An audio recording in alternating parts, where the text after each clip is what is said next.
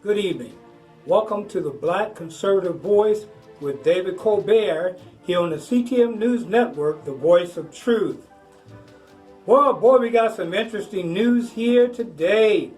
There's been a lot of talk going on about this this political address that Mr. Obama, former president of the United States, gave at the funeral of John Lewis. I'll tell you, I've never been in a funeral in my life where a political rally was trying to come underway, or political viewpoints. The former president has sharp words that he says over the casket of John Lewis. Former President Barack Obama criticized President Trump's push to undermine trust in critical election institutions and his administration's action against peaceful protesters. Yeah, peaceful protesters.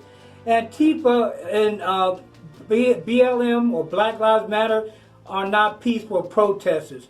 They're violent and destructive protesters. That shows you how far the Democratic Party is removed from reality. Former President Barack Obama criticized President Trump's push, as he says, to undermine the trust in critical election institutions and his administration against peaceful protesters. Oh boy, I don't know who they're talking to. These peaceful protesters. I haven't seen a peaceful protest yet, except for in the very beginning, maybe here in Houston area. In a 40-minute speech eulogizing Representative John Lewis, I think it was pretty much this President Obama trying to run for president again. But in 40-minute speech eulogizing Representative John Lewis, Mr. Obama drew parallels between the police violence that Mr. Lewis endured as civil rights leader in the 1960s and the recent wave of racial justice protests and police clashes that have spread across the nation. Let me tell you something about these racial injustices and police spread across the nation. Of course, as the liberal media always does, not to say what happened to Mr. Floyd was wrong, but they cut off a good portion of the police cam report. If you look at the earlier footage of the police cam report, Mr. Floyd was resisting arrest.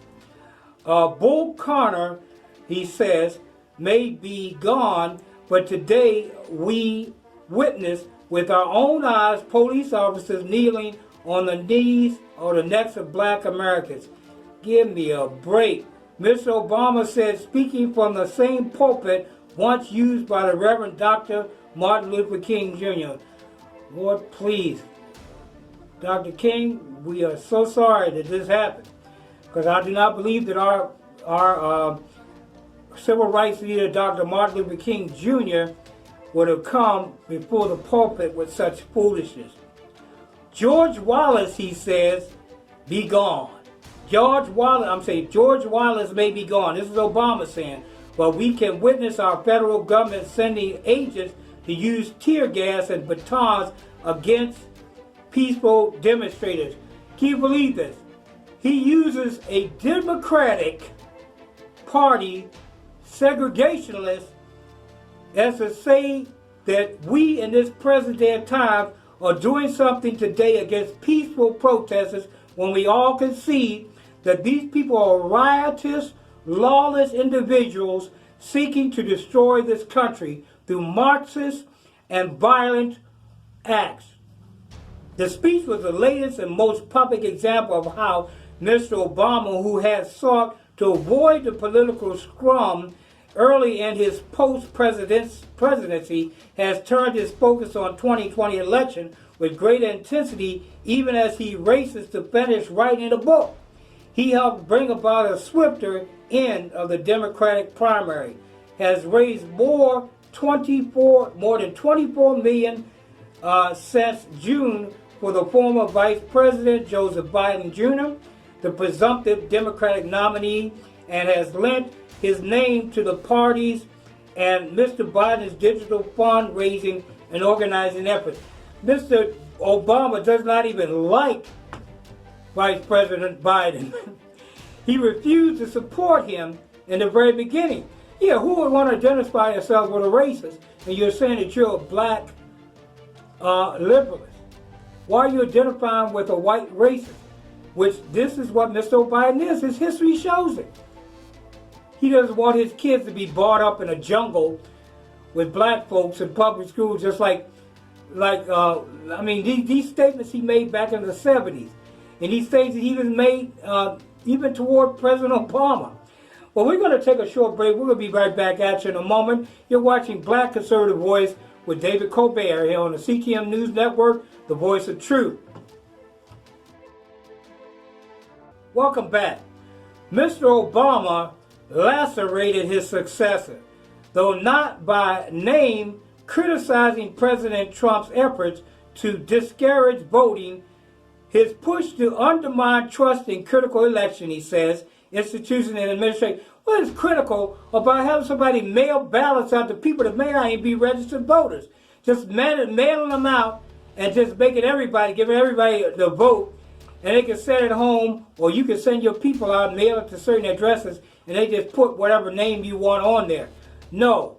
We have absentee voting from the people in the military and older people who cannot get out to the polls, but the polls should be open. This is the reason why the Democratic Party is trying to keep the cities shut down so that they can't get to the polls and vote for President Trump, because that is what they're going to do.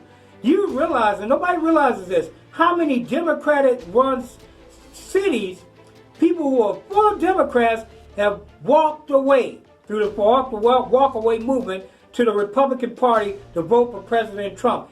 There's even Democrats publicly coming out, or even congressmen being accused of taking kickbacks from President Trump for supporting him. What foolishness. And of course, moving on, and he directly accused him of campaign stir-ups. What do you call it? Nativist, racist, sexist, resentment, but is likening him to Wallace, a Democrat. Why are you likening President Trump to Wallace? The Republicans have never been like Democrats. They've always been for family and for taking care of the people in this country. Then it says the two GOP senators priming his office. What else? A test of loyalty to Trump. President Trump is suddenly a big supporter of mail-in voting in Florida. Yeah, give me a break. None of that stuff is true. Okay, let me say this. Put this one last quote out here. I don't know why I want to, but this is President Obama's statement at the funeral. We may no longer have to guess the number of jelly beans in a jar in order to cast a ballot. You're talking at a man's funeral who was in the civil rights movement, talking about guessing jelly beans? What kind of silliness is this, Mr. Obama? But even as we said here, he says, there are those in power who are doing their darndest to discourage people from voting by closing polling locations and targeting minorities and students and restricted bodies and laws. Here we go once again, Mr. Obama, trying to accuse President Trump of what the Democratic Party is doing. It is the Democratic governors and the Democratic mayors that are keeping the cities closed down, arresting people for going in and operating their own businesses in Nevada, pushing mail-in voting. It has already been proven to be crooked, to be easily corrupted. We do not need mail-in ballots. Then he goes on to say, if all this takes eliminating the filibuster, another Jim Crow relic, in order to secure the God-given rights of every American, then that's what we should do, he declares. Now, those people who are sitting at that funeral, they clap for this, you're purely foolish. The Jim Crow laws were created by the Democratic Party. Also, once again, as I told you before, the Democrats voted against the civil rights movement. He's standing in the pulpit where Martin Luther King stood and represented a party that wanted to keep blacks enslaved in this country. Yet we act like this crazy thing, that this crazy person is right. He's not. Black people, wake up. And I'm saying black people because I'm saying black people. But I'm talking to Americans. We're all Americans. We need to cut this foolishness out. All lives matter. If you want to do anything, we'll say all American lives matter. But all lives matter. All lives in every country matter. All matters to God. At the funeral, Representative John Lewis, former President Barack Obama, George W. Bush, and Bill Clinton, along with Speaker Nancy Pelosi, paid tribute to the civil rights icon. He knew that the march is not over. The march has been over. He knew that we needed black people to wake up and start taking their responsibility as voters and people who believe in the vision of this country. You know, it amazes me how people can get upset over the rights that we have in this country, be it black, white, brown, Asian, whatever, and to claim that they don't have these rights, yet you're trying to destroy this country, trying to destroy the Constitution. In the Democratic-run states, trying to deny our religious freedoms, trying to deny our ability to live freely, to speak freely, and even with these issues, dealing with publication. I'm not going to mention their name. They're the black and conservative voices. Why are you black and conservative voices? You're afraid to hear the truth? You don't want African Americans to know what the truth is? I thank God for people like Candace Owens, that she is willing to stand up for the truth for our people as well. And Blexit, and all those who are standing up on the side of rightness for the Republican Party and for our president, President Donald J. Trump. Well, we're going to take a break right now, and we're going to be right back at you in a moment here on the Black Conservative Voice on the CTM News Network, the voice of truth. Welcome back. You're watching the Black Conservative Voice with David Colbert here on the CTM News Network, the voice of truth. This is an interesting piece of information here. Now, I don't know, this lady, she's been married quite many years with former Vice President Joe Biden, but I don't think she has a clue as to where her husband is right now. Maybe she doesn't even realize what he is looking like in public or talking like in public. Jill Biden promises the press and the liberal media that her husband will debate Trump this fall. And she says he's close to choosing a running mate. Former Second Lady tells the Daily Briefing ex-Vice President is moderate and that he's always been. That's who he always been. Well, I'm telling you right now, Miss Biden, I don't know if you've been watching your husband, but he's been leaning more toward the left than maybe you might like. Dr. Jill Biden says Joe Biden will debate President Trump. President Trump.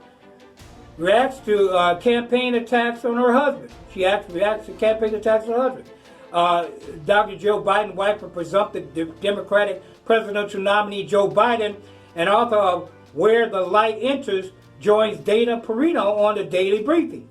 Presumptive Democrat nominee Joe Biden is close to making a decision, she says, for a running mate, told the Daily Briefing on Tuesday.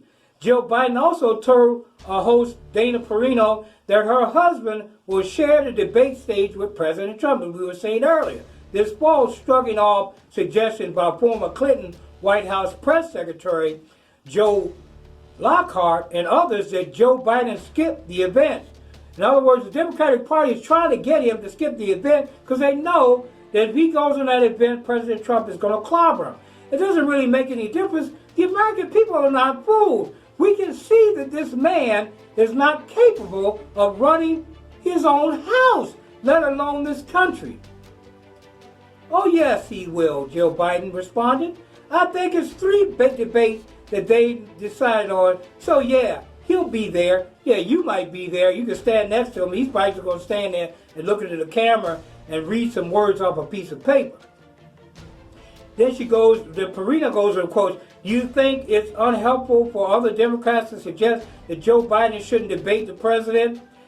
Joe Biden responds to the calls he skipped debates with Trump video. He does. He says in the video he wants to skip the debate. And he said, "No, I didn't even realize Lockhart had written this article," Ms. Biden says. Joe will make up his own mind. Yes, he'll make up his mind if he can find it. If he can find his mind, maybe he'll make it up. Because right about now, people, I'm not sure he knows exactly where he is. I'm not getting on the man. We all go through health problems in our life, and some of us may have memory loss at some point or another. But Donald Trump, this is what he has said. She said one more time. She added, Donald Trump is really about Joe's age. No, he's a little younger than Joe Biden, but that doesn't make any difference. She says, I think there's 2 or 3 years difference between President Trump and Trump is 74 years old, while Joe Biden is 77, but that's not true. President Trump, I believe, I'm not absolutely sure, but I believe he's what? 73 or 72, 73, he just turned 73 in June or July, something like that. So it's surprising that she would say Joe wouldn't be up to it and made those comments. Well, the thing is, Ms. Biden, if I may talk to you, everybody's different. Just because your husband is just about the same age as President Trump doesn't mean he's the same health condition as President Trump. President Trump has already had his cognitive skills tested. Let's have President or former Vice President Biden's cognitive skills tested. Then Ms. Perina goes on to say, your husband has said he would be the most progressive president, the host said, and wonder how to see Joe Biden fitting in the Democratic Party as it is in 2020. Democrats appear split over Biden's whether he should participate in the scheduled Trump debate. So, let's move on. We're going to take a short break, and we'll be right back at you in a moment here on the Black Conservative Voice on the CTM News Network, the voice of truth. Welcome back. You're watching the Black Conservative Voice on the CTM News Network, the voice of truth. And I'm David Colbert. If you would like to showcase your business with this program, please become a sponsor and join us. The website and everything is in the bylines. And please join us to continue the Black Conservative Voice as we put out the conservative viewpoint from the perspective of an African American man, which is me, David Colbert. Not that I'm any different, I'm just an American conservative. But because of the climate we're in right now, I'm pointing out that I'm a black conservative. Yes, there are a lot of black conservatives, and our movement is growing. Now, this has made me angry to no end, and I hope that a lot of you will get angry as well. The United States BLM and Antifa rioters burned Bibles, but of course, they will not burn the Quran. Let's say that again. They're out burning Bibles, but I didn't hear anything about them burning the Quran. I've spoken this before, but the battle is between our God and his enemy, the devil. So you decide whose side is on whose side. We got a group of people called the Democratic Party calling these violent protesters peaceful protesters. The peaceful protesters have long went home. The violent protesters are still out on the street. What is amazing is that they haven't killed themselves, their own selves. Recently, I believe it was in Portland or Oklahoma somewhere, they're walking around in police-type gear, and one of their members shot 3 of their members in their little crowd. What foolishness! They're operating these high-powered weapons and don't even know how to handle them correctly. What I want to ask is this question. Why do you want to defund the police and you're trying to look like the police? Anybody notice that? Why are they trying to look like the police? Put on pink skirts if you want to. But why do you want to look like a riot squad or look like a police department to go in and protest against the police or against our government? Why don't you just walk around in your jeans and t-shirt? Why do you have protective gear on? Because you know that you got a bunch of fools with you that will kill you if you don't protect yourself. Even though they've already shot several of their own. Let's move on. Robert Spencer, he's a reporter of the Jihad Watch. The establishment media keeps telling us that these are peaceful protests and the Black Lives Matter is simply a slogan opposing racial injustice. Boy, what foolishness. We know that this is a Marxist movement. That's not him talking, that's me. The writers keep showing the falsehood of these claims by continuing to behave violently and to demonstrate their opposition, not just in racial injustice, which every sane person opposes, but the United States itself and the Judeo-Christian values. The rioters burned Bibles because they hate Christianity and Christians. So if you're out there saying you're peaceful protester, you protesting for discrimination, these people that you're protesting with hate African American Christians. If you're Christian, if you're not, well, who knows, maybe they like you. They didn't burn the Quran, however, not because they are afraid of the jihad. This is a jihad person talking. Jihad violence against them. If they do, they didn't burn the Quran because they love the fact that Islam has been at war with Western civilization for 1,400 years. They share the same hatred. So why are these people still here? I ask that question. Why are these protesters still here? There's boats, there's planes, there's ships, boats, and all kinds of stuff leaving this country. Get on one of them. You don't like this country? Go! Why are you here? Those people who came to this country were looking for freedom, looking for success. And us as black people in this country as well has achieved a lot of great things. Why are we discounting those who achieve things? They look at Ben Carson, Dr. Ben Carson, as though he's what they would like to call Uncle Tom. But he's a successful black surgeon and a successful black politician. So why are they treating him the way they're treating him? Isn't he a black man that's accomplished great things in this country? No, they don't want to recognize that. They want to keep pointing out, saying that we're racist. Why would a black man who is a black man in this country be in a racist party? I don't think so. That's why he's not a Democrat. He's not with those who created Jim Crow laws, those who try to prevent African Americans from voting at the beginning of the last century. He's not a part of that party. Protesters in Portland appear to be burning dozens of Bibles, American flags in front of the city federal courthouse. I say they need to be taken out. This is a revolution. Let's get the armies out there, take them out, clean up our streets, get things back in order. They don't want to be in this country. If I was the president of this country, I would put their behinds on a boat and ship them away. What country you want to go to, we'll send you there. We'll pay for the ticket. Because if you don't love it here and love the people of this country, then you need to get out. The video follows, and it was a video they showed. But the hotbed of far-left violence, Portland has seen Black Lives Matter and Antifa rioters in the street for weeks, with individuals now targeting objective, extricably linked to America's heritage, Judeo-Christian values. I am telling you, and I told you this in the beginning, this is Christian Time Magazine TV. They are discriminating against Christians. It's always been that way. It's God against Satan, and it always has been, and I don't have to tell you who is representing Satan in this country. Those of them who are saying that they're peaceful protesters. Oh, they're peaceful protesters. Yeah, sure, they're peaceful protesters. Well, let's move on to some better news here. I hate these horrible news, these things that are going on within our country about these things. I want to report on some good news. This occurred several months ago. And like I said, this is Black Conservative Voice with David Colbert. This is just a little article from before. I'm going to read it quickly because I'm running out of time here.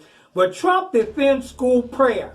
As school is beginning to get back in, I am so happy our president is standing up for the rights of our children to pray in a civil in class or on their time to pray, and even in class to pray when they have time or free time. President Trump used the power of his office to remind public schools they risk losing federal funding if they violate their students' rights to religious expression. And that's all religious expression. President Trump on Thursday defended students who feel they can't pray in their schools and warned school administrators they risk losing federal funding if they violate their students' right to religious expression. And this was, they had in the office here, Trump held an event in the Oval Office. This is a few months ago. He held in the Oval Office a group of Christians, Jewish people, Muslim students, and teachers of commemorate National Religious Freedom Day. The students and teachers said they have been discriminated against for practicing their religion at school. The U.S. Supreme Court banned school-sponsored prayer in public school in the 1962 decision, saying that it violated the First Amendment right, which is foolishness. The First Amendment right never said the government was supposed to have anything to do with religious freedom. It says that they shall make no laws. And if they made any law, it is not a law. There should be no laws made in governing religious freedoms. Never. It says the government is not supposed to have anything to do with that. That's why I objected to closing the churches. I didn't close my church, and I'm not going to close my church, because it's my First Amendment right in this country to hold service to glorify my God. And I will say this last word, and then I'm going to go ahead and close out. But I love President Trump, and he said this, and he said it this way. It is totally unacceptable. We're not going to allow this anymore. So these things that have been going on in this country, these things must stop. The main thing, and I told you this before, if you look at all the legislation out here that's in this country right now, every legislation, I can guarantee you, somewhere in this, they're trying to steal away Christians' rights. Not just talking about general religious rights, they're trying to destroy Christianity in this country. Those underhanded politicians, those who don't believe or trust in God, those progressive, those far left, what do you think they're after? They want to destroy the light so that the darkness can rule. The battle is as old as time itself. Well, once again, I want to thank you for joining me here on the Black Conservative Voice here with David Colbert. I also encourage you once again to sponsor this program so that we can continue to go forward, and that our channel could continue to go forward, and we can continue to serve the conservative purposes in this country and our vision and our president, President Donald J. Trump. Please go out to the polls and vote Republican. Vote us back into office. But we care about the American people. We don't care about our wallets as much as our Democratic Party counterparts. Listen to me. I told people this before. The majority of the Democratic Party, what do we say they are? They're lawyers. What do you say about lawyers? Let's leave it at that. What does lawyers do? What do lawyers do? I'm not saying all lawyers are this way. We have good lawyers.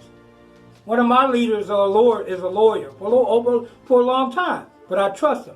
He's a Christian, he's a respectable man, and he's not after somebody's money. So when you look at the Democratic Party, remember, they are lawyers. Remember President Obama, who increased the IRS staff by 25% to try to collect on people who did not have health insurance. And these ridiculous prices for health insurance that he had and caused to explode under his administration. Well, that's all I'm going to say for tonight. I want to thank you for joining me here on the Black Conservative Voice with David Colbert here on the CTM News Network, the voice of truth. Once again, God bless you, God bless America, and God bless the world. Until next time, this is David Colbert saying good night.